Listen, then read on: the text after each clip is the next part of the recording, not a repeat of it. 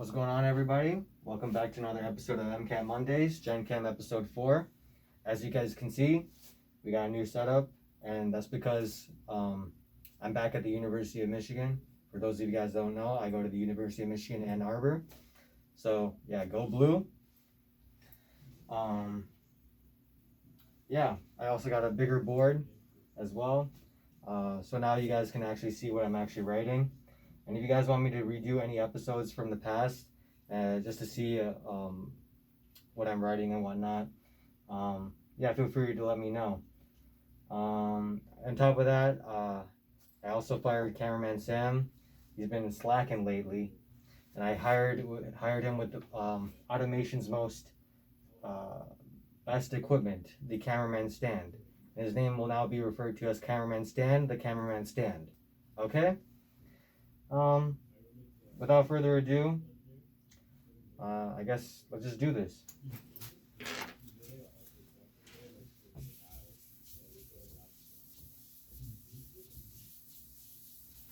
So, where we left off was the periodic table. We got this generic shape right here.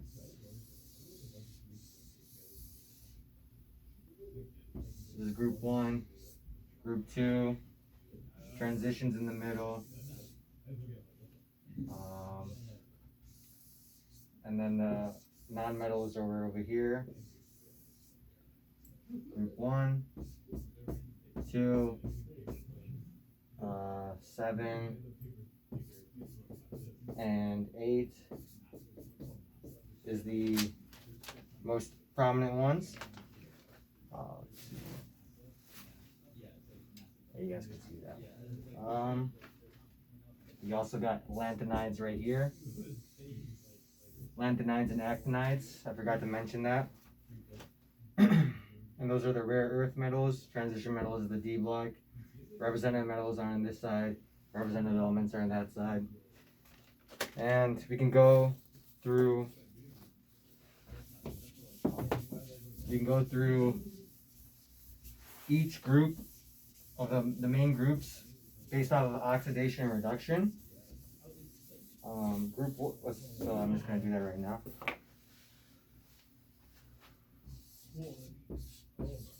Group name and electron configuration. Okay, so let's start with group 1 first. All right, these are also known as the alkali metals. They have the electron configuration of N energy level, S subshell 1 electron. Then you have group 2. These are also known as the alkaline earth metals.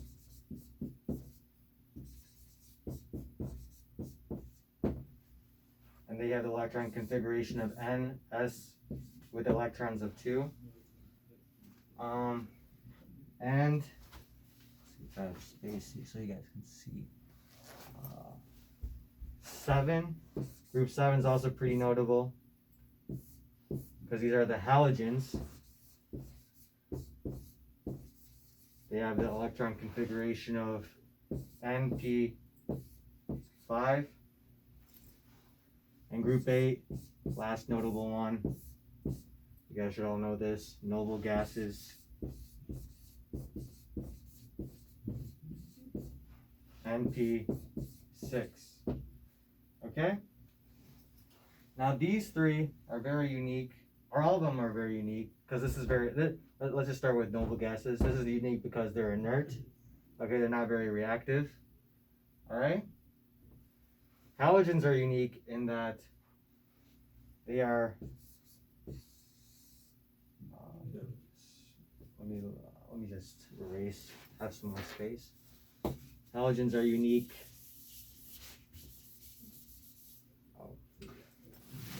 Let me just write that so you guys can see everything in one picture before I erase anything. Noble gases.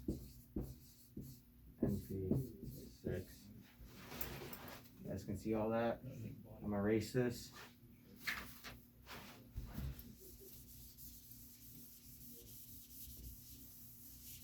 Halogens are unique in that they're also known as strong oxidizing agents.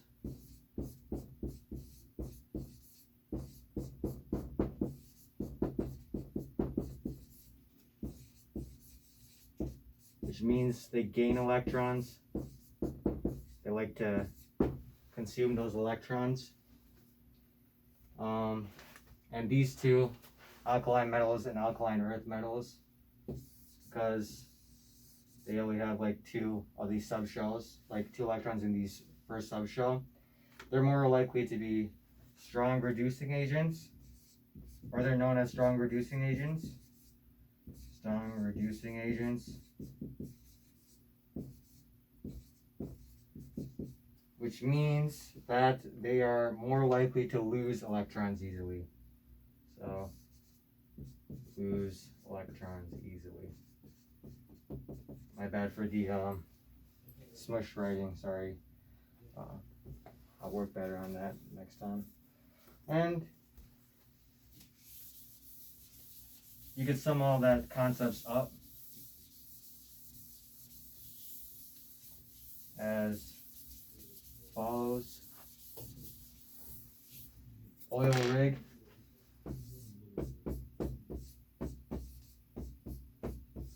Or Leo goes grr. You guys should already be familiar with these terms because every chemistry teacher usually teaches this. Oxidation is losing. Losing electrons is oxidation. And reduction is gaining for oil rig. Or losing electrons is oxidation. Gaining electrons is reduction. Now chemistry is just weird. I understand that like strong reducing agents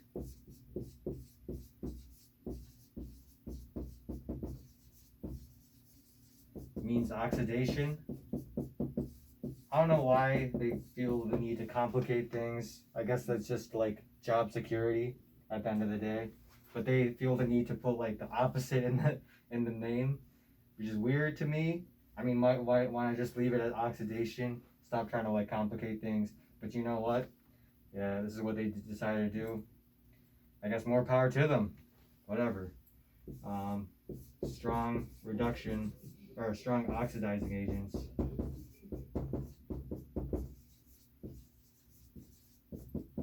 is also known as reduction as well. Okay.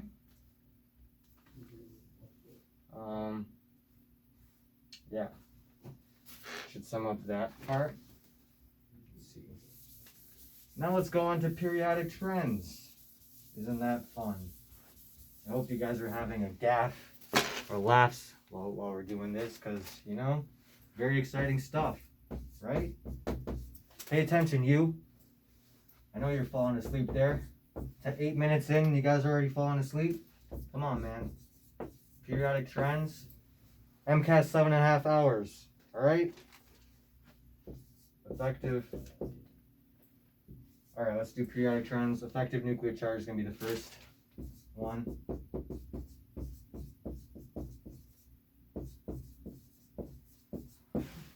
Now this term actually just means electron shielding. And I'll give you a diagram of what that exactly means. Electron shielding. Minus denotation from now on. So let's just give you a diagram. Let's do got this atom right here. You got orbitals right here. Okay. Let's just say you got 4 protons and I guess let's just say 5 neutrons. Alright. You got 2 electrons in the inner one. Remember, S2 is the first energy level.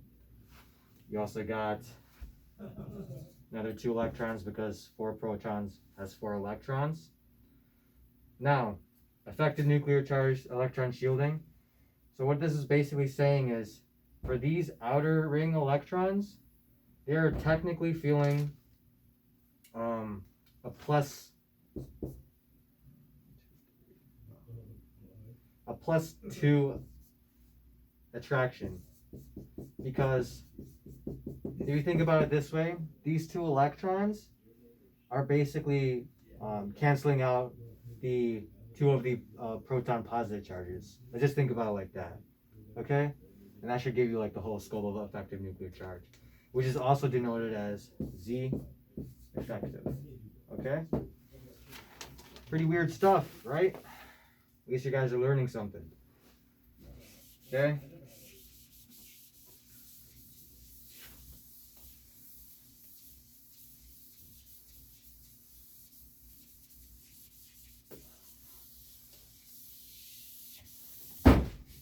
Oh, my bad. All right, next, atomic radius. Atomic radius. Let's see.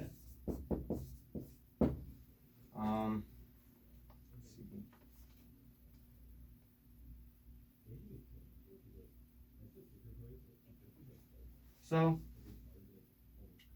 this is basically saying smaller atomic. This is the trend. This is how the trend goes. Oh, for the effective nuclear charge, the trend is essentially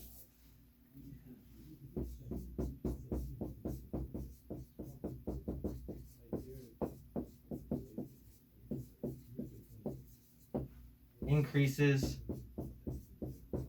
as you go down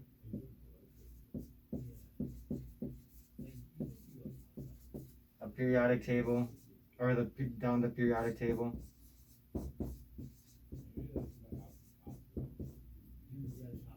And it also increases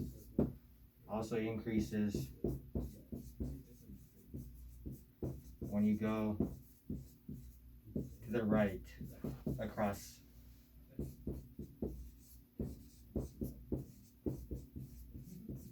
a periodic table.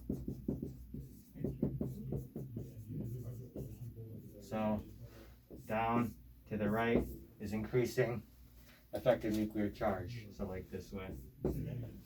And with this that should make sense, because as you're adding more protons, more electrons are being added. So it should increase the further you go down with the more protons that you're adding, as well as to the right.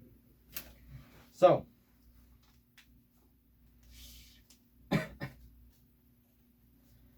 next is atomic radius, like I said.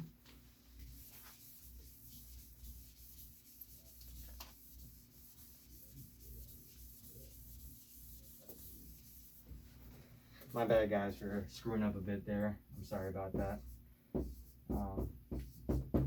Again, this is one take, and if you guys want me to re-explain anything, just let me know. Smaller atomic radius across the periodic table.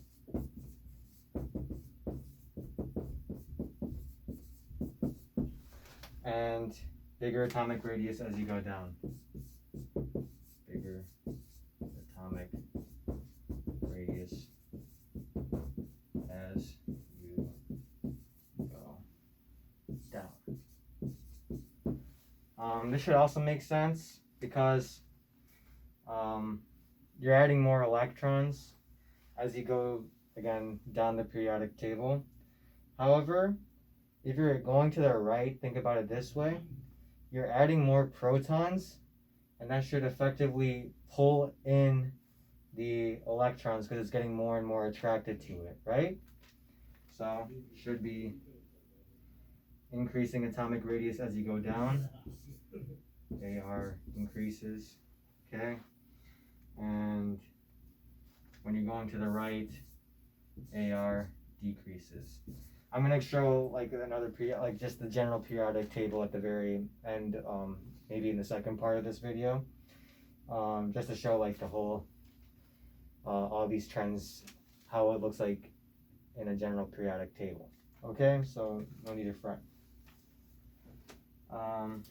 Yeah, again, atomic radius is essentially the distance from nucleus to electronic cloud. Distance, I'll just write it here, distance from nucleus to electronic cloud. Okay. Yeah. All right. Let's see how much time. We're at 15 minutes already. Okay, I guess this is going to be it for this video. Sorry again for screwing up a little bit at the very middle. But if you guys have any questions, let me know, and I'll be more than happy to help you out with anything, explain anything more. Hopefully you guys can see all this. Yeah, let me know if you guys need me to write anything else, rewrite anything, and I'll be more than happy to. And as always, it's your boy T. Feel free to subscribe and comment and like and give me some feedback, you know? Thanks again.